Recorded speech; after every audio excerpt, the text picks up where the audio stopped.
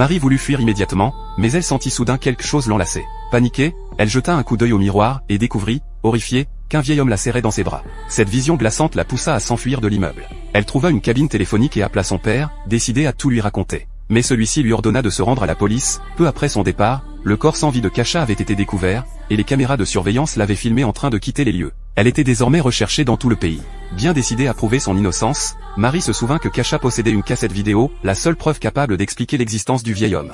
Mais en pénétrant dans la chambre de Kasha, elle fut confrontée à une scène encore plus terrifiante. Une petite fille était agenouillée face au mur, et, à ses côtés, se tenait l'ombre spectrale. Paniquée, Marie prit la fuite, mais d'autres silhouettes fantomatiques surgirent de toutes parts pour l'encercler. Elle tenta de se réfugier par la fenêtre, et c'est à la lumière du jour qu'elle réalisa que tout autour d'elle n'était qu'une marée de spectres. Parmi eux, sa propre mère, décédée, qui s'approchait en pleurant. Soudain, le vieil homme apparut à nouveau, lui saisit la gorge et la projeta violemment hors de la pièce. À peine avait-elle repris ses esprits que des sirènes retentirent. Les policiers envahirent les lieux et l'arrêtèrent sur le champ. Marie voulut leur raconter ce qu'elle venait de vivre, mais les vidéos de surveillance ne montraient aucun homme.